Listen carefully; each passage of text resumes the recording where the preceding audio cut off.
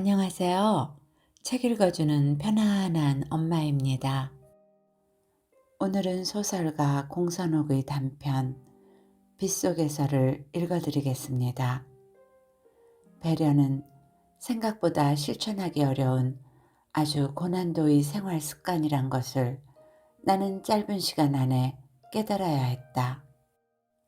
오늘도 편안한 시간 함께 하시기를 바라며 공선옥 지음 빗속에서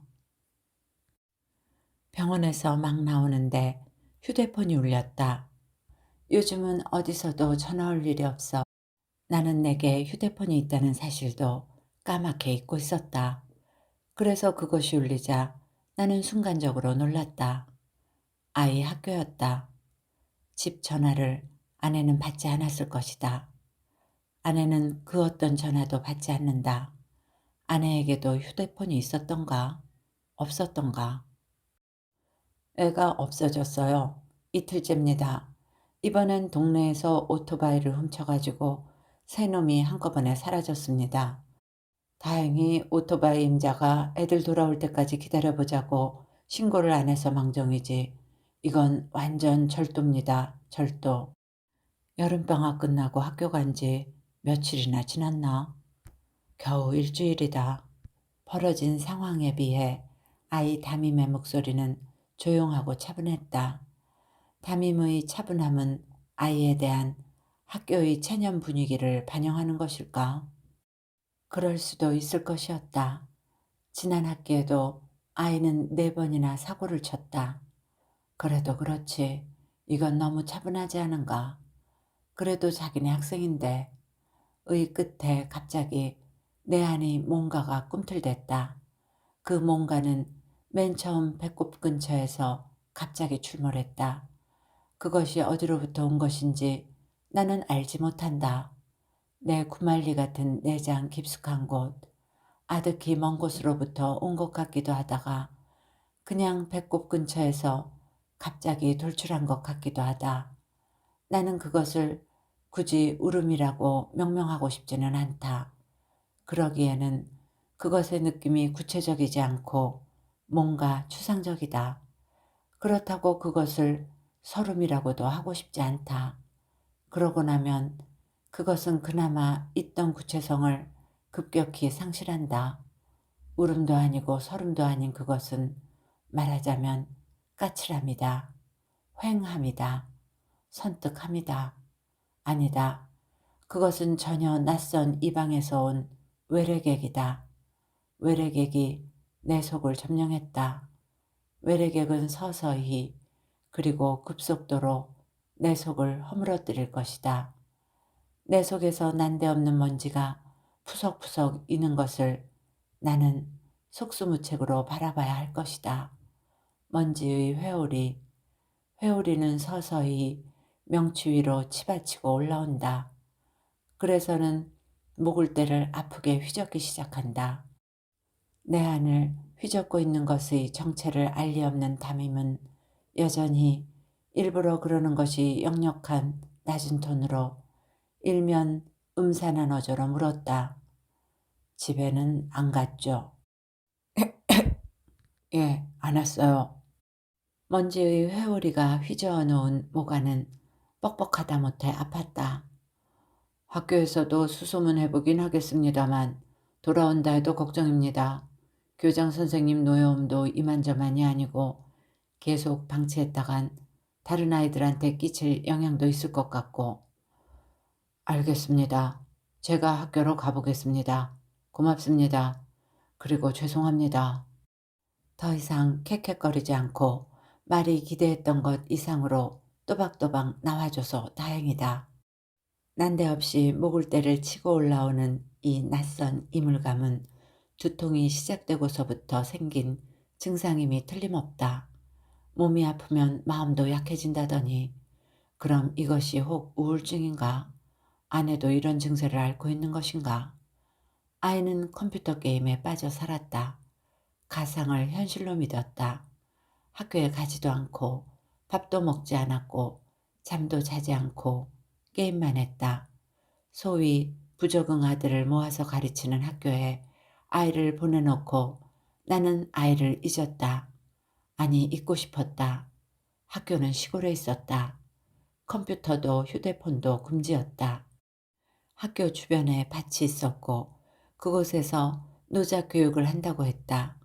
100평이 될까 말까 한 그 밭에 나는 일단 희망을 걸었다. 대안은 없었다. 이따금 학교에서 학부모들을 소집했다. 소집은 주로 기숙사에서 난동을 부린 아이가 있거나 집단 패싸움을 벌였거나 교사에게 대들었거나 학교 기물을 파손했거나 금지 목록인 술, 담배를 했거나 여학생과 부적절한 교제를 했거나 학교 인근 마을에 들어가 말썽을 부렸거나 자해를 했거나 그 누구에게랄 것도 없이 폭력과 폭언을 행사했거나 하여간 그 종류는 다양했다. 마지막 학부모 소집이 있었던 것이 여름방학 직전이니까 한 달여 전이었다. 아이가 담임교사 앞에서 담배를 피웠다고 했다. 담배는 몸에 해로우니 피우지 않는 게 좋겠다는 담임에게 아이가 네가 뭔 상관이야 새끼야 했다는 담임의 말이 채 끝나기도 전에 내 손은 아이 뺨을 올려붙이고 있었다. 아이가 맥없이 쓰러졌다. 그 순간 뒷골이 띵 하고 울리며 최초의 두통이 일었다. 나는 일시적인 증상이겠거니 대수롭지 않게 여기고 화가 들끓는 마음을 진정시키고 담임에게 사과도 할 겸 담임과 학교 앞 식당에서 술을 나눠 마셨다. 술 기운 때문에 곧바로 나서지 못하고 아이 기숙사에서 벌겋게 부어오른 아이뺨을 넋놓고 바라보다가 새벽녘에 상경했다. 아이는 벌겋게 부어오른 뺨을 하고도 이까지 갈며 태평스레 자고 있었다. 이 가는 건 제 엄마를 닮았다. 나는 그것이 새삼스러웠다. 아이를 갖고서 우리 부부가 행복해했던 순간이 아주 먼 옛날 일 같았다. 임신 6개월쯤 됐을 때 아내는 뒤뚱거리며 시장에 가 굳이 천기저귀감을 끊어와서 적당한 길이로 잘랐다. 토요일 밤에 아내와 나는 올이 풀리지 말라고 기저귀천을 시침질했다. 그냥 사서 쓰는 일회용 기저귀를 쓰면 될 일이지 않냐고 내가 물었을 때 아내는 돈도 아끼고 환경오염도 줄여야 한다고 단호하게 말했다. 내가 기억하는 한 아내는 야무지고 선량한 여자였다. 채 여명이 박지 않은 국도변에 차를 3번 세웠다. 먹을 때를 치받치고 올라오는 낯선 느낌 때문이었다. 나는 그것이 처음에는 울음인 줄 알았다. 그것이 마지막이겠거니 자연 환경 좋은 그곳에서 지내다 보면 낯선 아이 마음도 흙처럼 부드러워지겠거니 하고 보낸 학교였다. 외부에서 대안학교라 부르는 학교지만 아이에게 결과적으로 그곳은 대안이 아닌 곳이 되고 말았다. 이제 마지막 희망이라 여겼던 학교를 벗어난 아이가 갈 수 있는 곳은 어디인가? 세상에 15살짜리가 갈 수 있는 곳은 그다지 많지 않다. 집과 학교, 그리고 그 사이에는 어떤 곳이 있을까? 만화방, PC방, 오락실, 당구장, 터미널, 공원, 밤거리를 휩쓸고 다니는 아이들 속에 내 아이가 있을지도 몰랐다. 의사는 내 두통의 원인을 밝혀내지 못한 것이 틀림없었다. 의사가 말한 신경성이란 것이 결국 잘 모르겠다 라는 말과 다르지 않을 것이다. 그래도 의사의 처방대로 약국에 들러 진통제를 샀다. 하루에 3번, 식후에 2알씩 먹으라는 약사의 말을 무시하고 나는 그 자리에서 4알의 아스피린을 공복 속으로 밀어 넣었다. 머리통 안은 여전히 벌통을 쑤셔 놓은 듯 했지만 알약을 목구멍 안으로 밀어넣는 순간 어떤 쾌감 같은 느낌이 빠르게 뱃속을 훑고 지나갔다. 나는 가볍게 진저리를 쳤다. 근 한 달째 통증은 잠소까지 따라왔다. 두통이 시작된 이래로 제대로 된 잠을 전혀 자지 못했으니 내 수면 부족도 한 달이 다 된 셈이다. 그 한 달 동안에도 아내는 내 두통은 아랑곳 없이 나를 공격했다. 나는 아내의 발작적 히스테리에 저항할 힘이 없었다. 저항해야 할 성질도 아니다. 아내에게는 가슴이 없다. 5년 전에 아내는 한쪽 가슴을 도려냈고 3년 전에 나머지 한쪽도 절제 수술을 받았다. 그나마 암세포가 다른 곳으로 전이되지 않은 것만도 다행이었다. 돌이켜보니 아내가 아직 아프지 않았을 때, 그리하여 아름다운 가슴을 간직하고 있던 시절, 나는 행복했던 것도 같다. 내가 아내의 가슴을 좋아하는 것이 그때 우리 부부의 행복 중의 하나였을 수도 있다.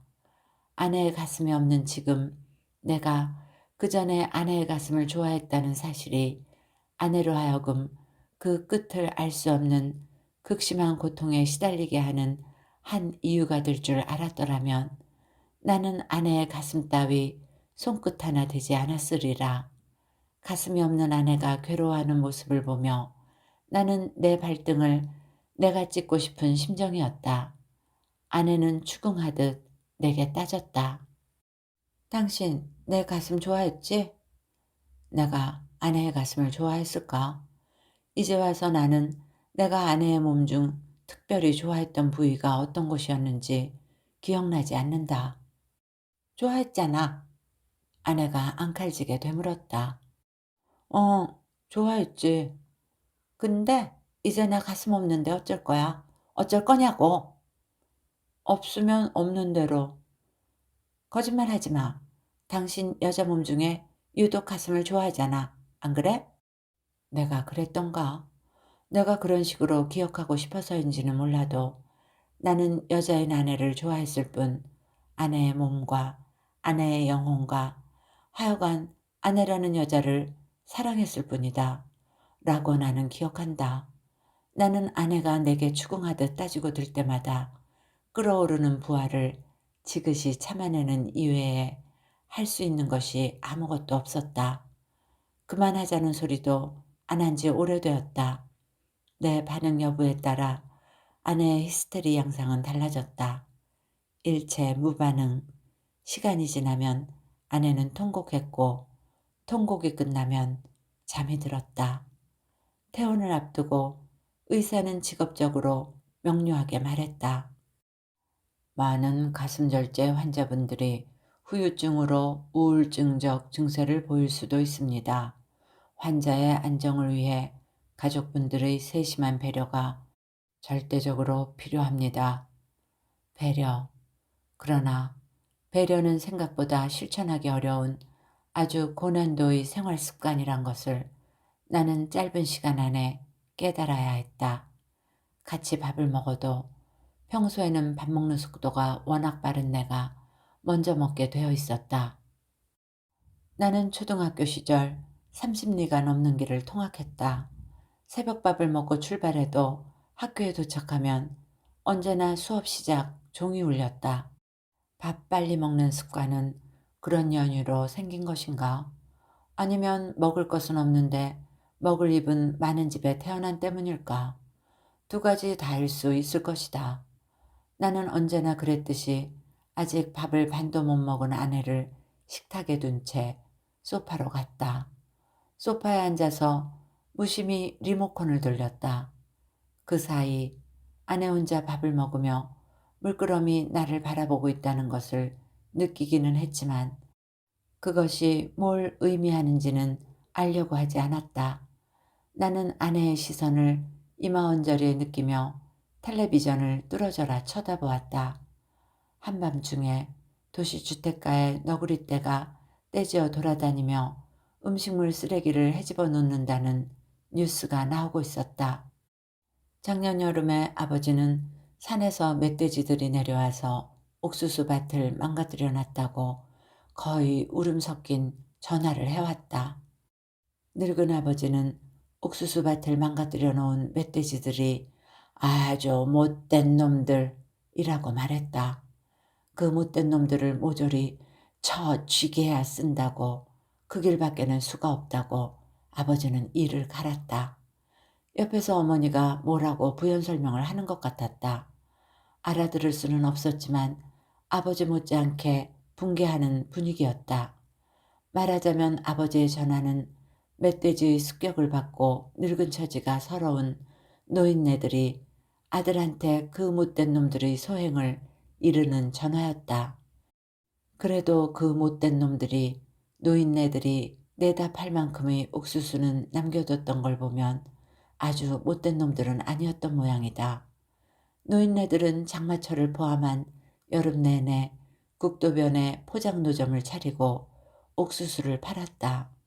노인네들이 옥수수 장사를 했다는 사실을 나는 형 전화를 받고서야 알았다. 형 목소리는 울분에 차 있었다. 그럴 만도 했다. 형은 그 얼마 전에 골목에 세워뒀던 차가 원인 모를 방화로 전소되는 황당한 사건을 겪었다. 말 그대로 불특정 다수를 향한 이유 없는 범죄에 애먼 형이 피해를 당한 것이다.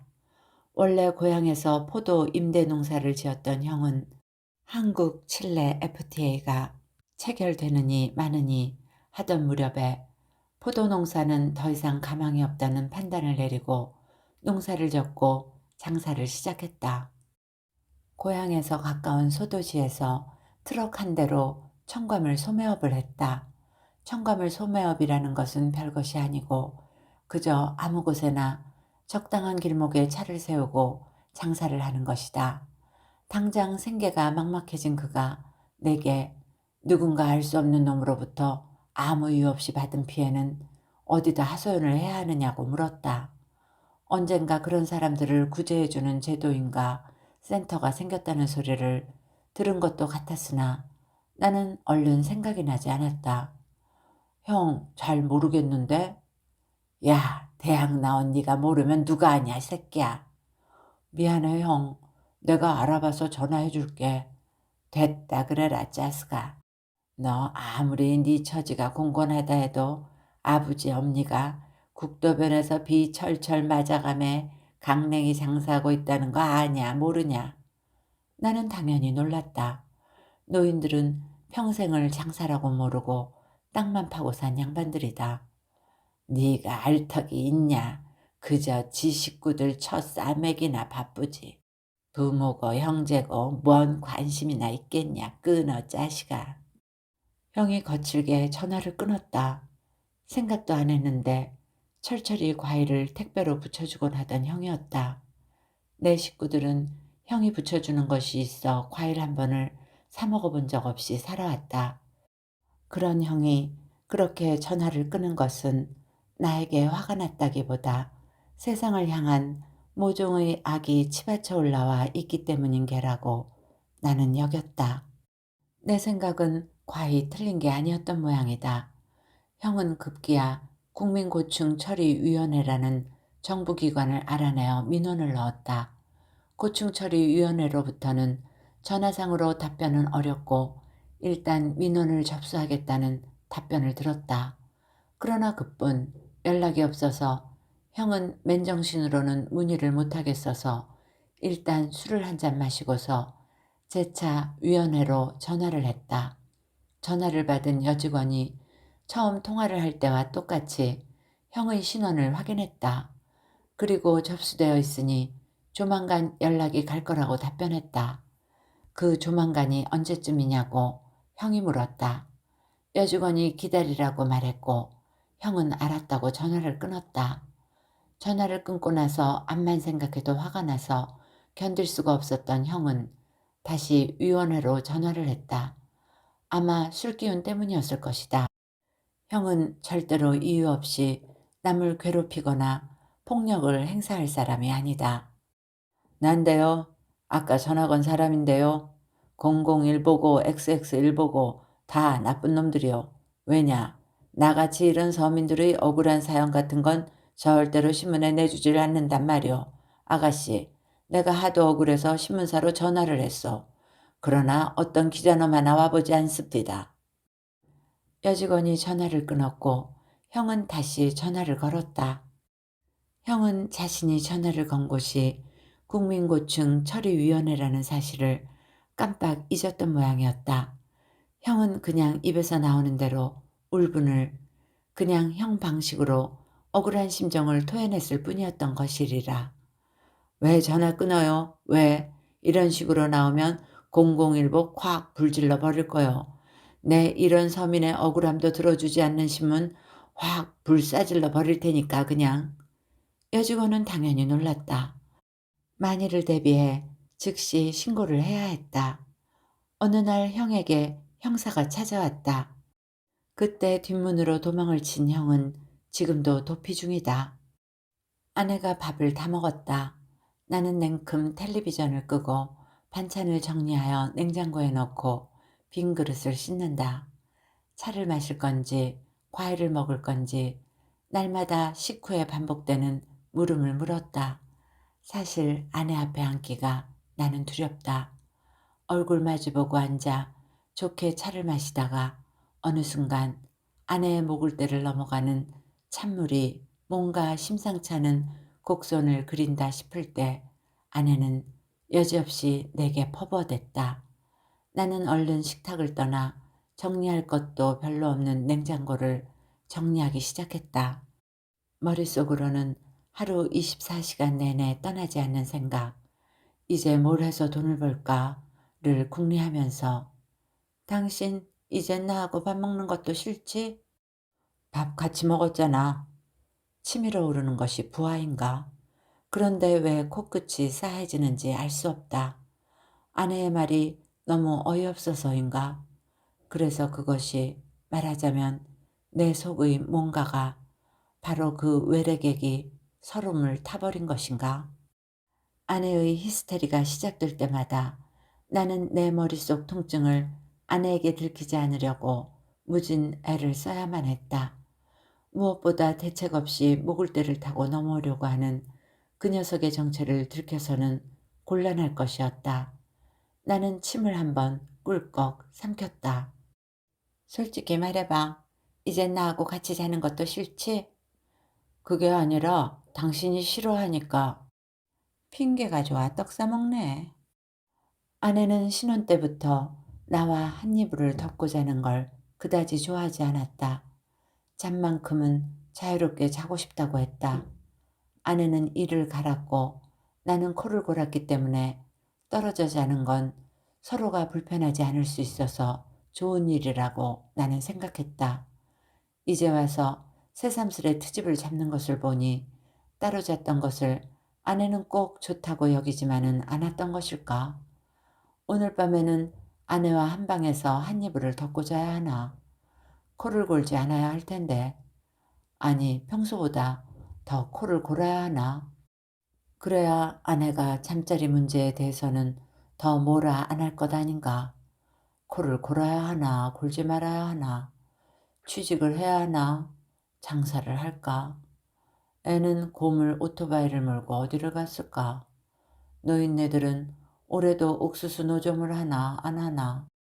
형은 진짜 수배자인가 아닌가? 내 두통은 우울증인가 아닌가? 아내는 냉장고 정리는 건성이었다.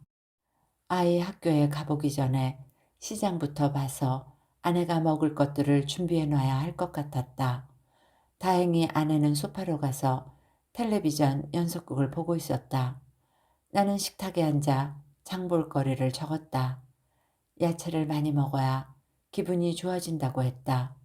치커리, 상추, 오이, 브로콜리, 갈치는 노화를 방지하고 머리 회전을 좋게 한다고 했다. 제주도 은갈치 한 마리, 장조림을 한번 해볼까? 장조림용 쇠고기, 대합을 사다가 시원한 조개탕을 끓이자. 대합 한 팩.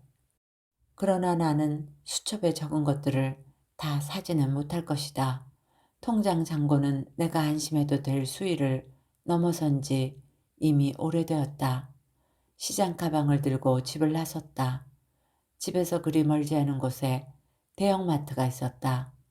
그곳으로 갈까? 걷기에는 좀 먼 재래시장으로 갈까?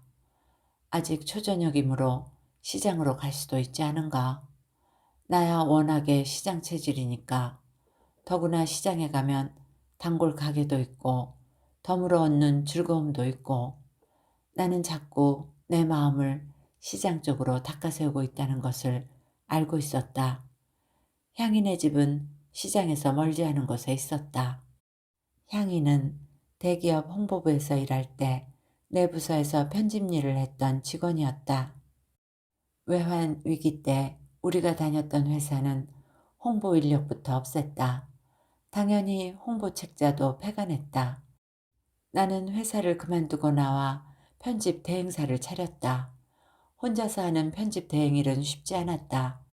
무엇보다 나는 내게 일감을 주는 회사, 출판사 사람들과 인간적으로 친해질 수 없는 성격적 결함을 가지고 있었다.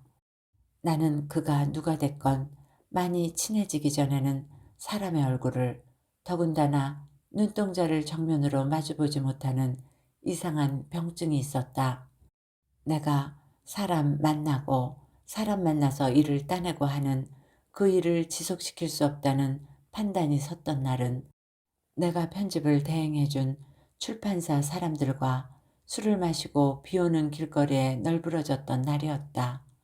아내와 내가 결혼하기 전 대학 동창이던 아내는 내가 병증이라 여길 만큼 사람과 쉽게 친해지지 못하는 내 내성적 성격을 두고 그것은 병증이 아니라 단지 수줍음이 많은 것뿐이라고 말했다. 나는 그 말에 감격해서 아내와 결혼했다. 정확하게 5년 전 아내가 첫 발병을 한 해에 나는 편집 대행사를 접고 처남이 우리 동네에서 하는 부동산 중개업소 일에 합류했다. 나는 아픈 아내를 돌보면서 하는 일을 하고 싶었다. 무엇보다 중개소 일은 손님의 눈동자를 정면으로 마주보지 않아도 일에 지장을 사거나 누구에게 책을 잡히거나 일이 성사되지 않거나 하는 일은 없을 터였다. 어차피 매매 대상은 중개업자가 아니라 부동산이기 때문이다. 1년 전에 처남이 교통사고로 죽었다. 그 무렵에 우리 동네에 단 2개 있는 부동산 중개업소 중 내 경쟁관계에 있는 중개소 옆집 비디오 대여점이 문을 닫았다. 비디오 대여점이 문을 닫을 때까지만 해도 나는 그저 안 된 일이구나. 평소에 비디오를 자주 빌려다 본 건 아니지만 동네에 단 하나뿐인 비디오 가게가 문을 닫았으니 좀 심심해지겠구나 라고만 생각하며 강 건너 불구경하듯 했을 뿐이다. 그런데 어느 날 보니 내 경쟁 관계에 있는 그 중개소가 비디오 가게까지를 인수하여 대형 중개소로 확장하였다. 이름도 부동산 중개업소에서 부동산 컨설턴트로 바꾸었다. 언제 채용했는지 어느 날부터 머리를 짧게 깎은 젊은 중개 직원들이 책상 하나씩을 꿰차고서 손님들을 맞았다. 그곳에 비하면 내 업소는 복덕방 수준이었다. 사람들은 내 부동산 사무소로 오지 않고 펀드 매니저 같이 생긴 사람들이 진치고 있는 부동산 컨설턴트로 갔다. 나는 내 중개업소 문을 닫아야 할 때가 왔다는 것을 대번에 알아차렸다. 다행히 내 중개업소는 바로 옆 치킨집이 인수해 주었다. 그렇게 우리 동네는 모든 가게들이 하나씩만 있게 되었다. 중개업소가 하나, 치킨집이 하나, 세탁소가 하나, 슈퍼가 하나, 미장원이 하나, 먹고 살기 힘든 시절에 하나씩만 있게 된 것은 차라리 잘된 일이다.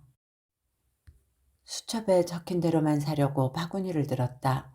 그러나 웬일인지 바구니가 무거워서 창거리가 든 바구니를 놓고 카트를 가지러 가고 있는데 누군가가 내 어깨를 툭 쳤다. 어쩐 일이야? 내 손에 아무것도 들려있지 않은 것이 적이 안심되었다. 과장님은요? 장 보러 오셨어요? 과장님이라는 호칭이 낯설었다. 내가 회사를 그만두고서부터 과장, 부장의 세상은 저물고 팀장들의 세상이 열렸다. 아니야. 그냥 뭐 구경하러 왔다가. 그래요. 저도로 미스됐어요. 제대했거든요. 제대라니? 언제 군대를 갔었나? 아유, 과장님도 이혼 말이에요. 그럼 또 언제 결혼했었나? 하기사 향이와 내가 함께 일을 했던 게 몇 년 전인가? 아이가 아직 유치원에 다니고 있었을 때니 좀 되긴 된 것 같다. 그 사이에 향이는 결혼을 하고 이혼을 하고 이혼을 제대라고 표현하는 여유 아닌 여유를 부릴 줄도 아는 아가씨, 아니 아줌마가 되었다.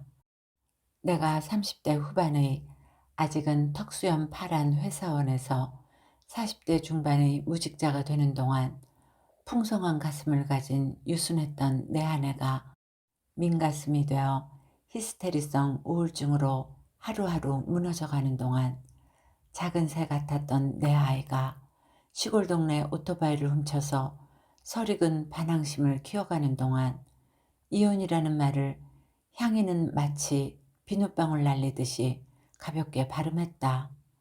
어, 나는 그저 짧게 탄식했다. 괜찮아요. 어차피 결혼은 제 적성이 아니었나 봐요. 근데 과장님, 오랜만에 만났는데 우리 어디 가서 차 한잔 하실래요? 내가 골라 넣은 물건이 가득 차서 야채 매대 어디쯤의 통로에 방치되어 있을 내 장바구니를 버려두고 나는 향이를 따라 나섰다. 찻집으로 갈 줄 알았는데 향이는 주차장으로 갔다. 집이 여기서 가까워요. 저기 보이죠? 어색했다. 엉겁결에 내 시간을 향이한테 강제로 압류당한 것만 같았다. 그래도 차는 나중에 하자는 소리, 집 또한 나중에 가자는 소리를 할 수 없는 이유는 그녀가 무안해할까 봐서였다. 향이는 올해 몇 살일까? 그때가 대학을 갓 졸업했을 때니 지금은 30대 초반쯤이 됐겠다. 향이는 마트 주차장을 벗어나 산동네를 깎아 세운 대형 아파트 단지로 들어갔다. 아파트 단지 바로 밑에는 옛날부터 있던 재래시장이 있다. 시장이 가까운데 왜 먼 마트까지? 과장님 만나려고 그랬나 보죠? 향이의 상투적인 아부성 발언이 그러나 싫지는 않았다. 향이가 예전에도 그랬었나? 내가 기억하는 한 향이는 묻는 말에만 겨우 대답하는 쑥맥형이었던 것 같다. 향이 집은 새 아파트 특유의 매운내가 가득 차 있었다. 눈이 따가웠다. 환기를 통 안 시켰나 보네. 그러고 보니 집안은 쓰레기도 통 안 치우고 사는지 곳곳이 난장판이었다. 집안 정리도 안 하고 말이야. 오향이 씨 이거 예전에 향이를 뭐라고 불렀는지 지금은 어떻게 불러야 할지 향이를 부를 수 있는 적당한 호칭이 생각나지 않았다. 향이는 내 말에는 관심도 없는 모양이었다. 벌써 식탁에 차가 아닌 술과 술잔을 펼쳐놓고 있었다. 나는 마치 아무렇게나 살고 있는 여동생 집에 온 자상한 오빠나 되는 것처럼 창문을 열어 환기를 시키고 집안 여기저기 흩어져 있는 쓰레기들을 비닐봉지 한 장에다 쓸어 모았다. 그래놓고도 나는 기왕에 친정오빠처럼 구는 김에 내 손이 또 필요한 곳이 없나 사방을 휘휘 둘러보았다. 아침 신문에 끼워져 온 전단지를 보니 마트에서 이걸 세일한다지 뭐예요. 2병에 10,000원 주고 샀죠. 안 그러면 한 병에 20,000원인데. 술 자주 마시나 보지? 향이는 대답하지 않았다. 들을 필요도 없이 쓰레기 중 절반은 술병이었다. 나는 또다시 예전의 향이를 떠올릴 수밖에 없었다. 그때 홍보부 사보 담당 새내기 기자였던 오향이는 회식 자리에서 늘 술 때문에 곤욕을 치르곤 했던 기억이 났다. 그녀의 술잔에 누군가 술을 따르면 그녀가 화들짝 놀라며 귓볼을 붉히곤 했던 것까지도 선명히 떠올랐다. 향이가 내 앞에 술을 따른다. 나는 예전의 향이처럼 화들짝 놀랐다. 오향이 씨, 차나 한 잔 있으면 주지. 사실은 말야. 나는 마트 야채 매대 앞에 두고 온 내 장거리를 생각했다. 냉동만두는 이미 다 녹아 흐물거릴 것이다. 걱정되는 거 있으세요? 2병에 10,000원을 주고 사온 포도주를 마치 포도 주스나 되는 것처럼 꿀꺽꿀꺽 단번에 마시고 나서 향이가 문득 나를 바라봤다. 아니, 그게 아니라 어디 가봐야 할 것이 있어서 말이야. 죄송해요, 과장님. 차 준다 해놓고 차 한 잔도 대접해드리지 못하고. 근데요, 그게요, 그렇더라고요. 산다는 게요. 마음먹은 대로 안 되는 거요. 그쵸, 과장님? 물론 그렇지 뭐. 저기 오양이 씨, 나중에라도 말야 어디 못 박을 일 있거나 그러면 연락해. 알았지? 서둘러 현관문을 빠져나오는 내 등 뒤에서 향이가 하는 소리를 나는 분명히 들었다. 누가 잡아먹는다냐? 단지 좀 외롭다는 거지. 시장에서 향이 집은 너무나 지척이다. 애초에 계획했던 장조림용 쇠고기를 사지 않은 대신에 과일 가게에서 나는 배 하나, 사과 두 알, 포도 한 팩을 샀다. 형이 과일을 보내주지 않았을 때부터, 아니 보낼 수가 없게 되고 말았을 때부터 나는 과일 하나를 사 먹는 것도 참 손 떨리는 일이라는 걸 알았다. 그래서 배 한 개, 사과 두 알, 포도 한 팩이 든 비닐봉지가 새삼스럽게 기가 막혔다. 생각해보니 향이는 그때 포도주를 안주 없이 마셨던 것 같다. 안주하라고 비닐봉지에 든 이 과일이라도 갖다 줄까? 못 박을 일 있으면 연락하라고 했는데 향이에게서는 아무런 연락이 없었다. 물론 못 박을 일 따위는 없었을 것이다. 향이에게서 연락이 오지 않는 것은 내가 향이에게 미처 연락처를 주지 않았기 때문이란 걸 나는 안다. 알면서도 나는 향이가 내게 전화를 걸어올지도 모른다는 생각을 왜 했던 것일까? 보다 근본적으로 나는 왜 그날 향이 아파트를 그토록 서둘러 나와버린 것일까? 날씨는 잔뜩 흐리다. 태풍이 북상 중이라더니 가로수들이 바람에 설렁설렁 거린다. 간판들도 덜컥거린다. 청과물 상회 앞에 산더미처럼 쌓인 배추를 덮어놓은 비닐이 공중으로 휙 솟구친다. 닭전 머리 의 닭들 벼슬이 파르르 파르르 떨린다. 사람들이 발걸음이 빨라진다. 그리고 이윽고 후두둑 굵은 빗방울이 떨어지기 시작한다. 날씨가 흐려서인가 머릿속은 수십 개의 바늘로 콕콕 쑤시듯이 아프다. 아내는 텔레비전을 켜놓은 채로 소파에서 잠이 들었다. 아내에게 이불을 덮어주고 부엌으로 간다. 텔레비전에서는 남해 안에 상륙한 태풍 소식을 전한다.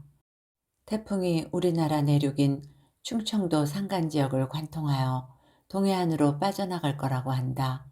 노란 비옷을 입은 기자를 비추는 카메라에 빗물이 번진다. 해안 도시 가로수가 뽑힐 듯 휘청거린다. 항구에 정박해 있는 빈배들이 출렁거린다. 대합을 물에 담가놓고 갈치를 손질하여 소금간을 해둔다. 야채도 깨끗이 씻어 비닐팩에 밀봉하여 냉장고에 넣어둔다. 이 정도 해놓으면 아내가 알아서 챙겨 먹을 것이다. 마지막으로 과일을 씻어서 과일 전용 그릇에 담아 김치냉장고 야채실에 넣어놓고 돌아서는데 전화벨 소리가 울린다. 아야, 금비가 온단다. 아이구야, 시방 오고 있다. 너는 어쩌냐? 아버지, 여기는 아직 괜찮습니다. 어머니는요? 너 엄니는 비설거지 한다고 꾀밭에 갔다. 낮에 꾀를 비웠는디 요럴 줄 알았으면 안 빌 것을 그랬는갑다. 태풍이래니께 한사코 어디 나댕기지 말고 집안 단속 잘해라이. 얼른 끊자. 전화는 당신이 해놓고 끊자는 소리도 당신이 먼저 한다.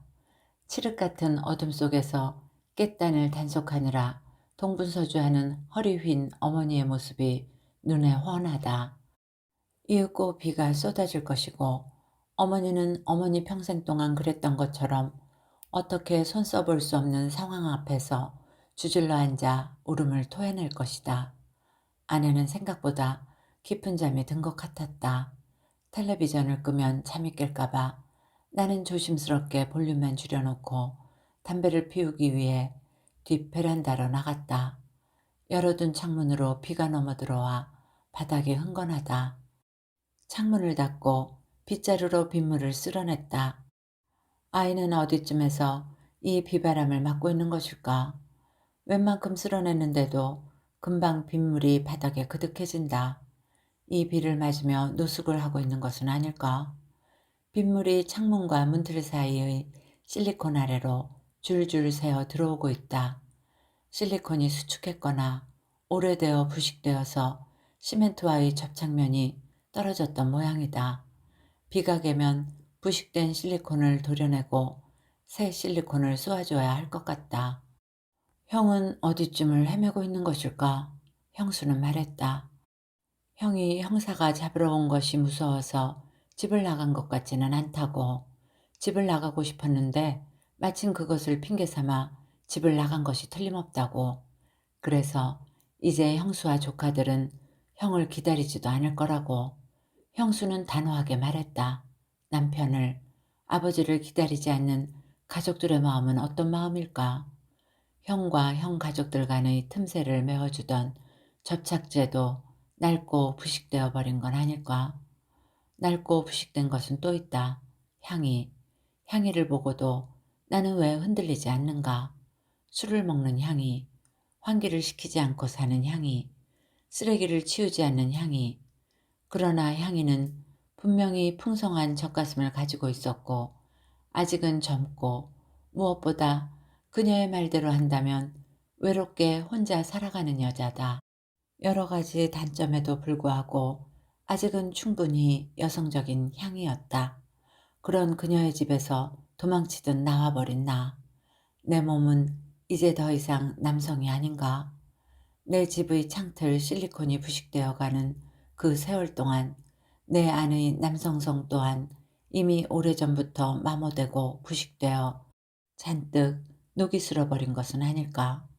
정말 그런 것일까? 아내는 여전히 소파에서 몸을 웅크린 채 자고 있었다. 가슴을 잃고 이제 더 이상은 자신이 여성으로서의 매력을 상실했다고 여기는, 그래서 정말로 날이 갈수록 아내 특유의 부드러움이 아닌 날선 공격성을 드러내는 내 아내는, 나는 깨끗이 씻어서 김치 냉장고 야채 칸에 넣어둔 과일을 꺼내 봉지에 담았다. 알리바이를 위해 쪽지를 썼다. 갈치 간 해놓고 대합 해감시켜놨음. 야채 충분함. 애 찾으러 감. 아내가 언제쯤 깨어나 이 쪽지를 보게 될지는 알 수 없는 일이다. 과일 봉지에서 소리가 날까봐 그것을 공중에 치켜들고 까치발을 하고서 나는 아내 몰래 집을 빠져나왔다.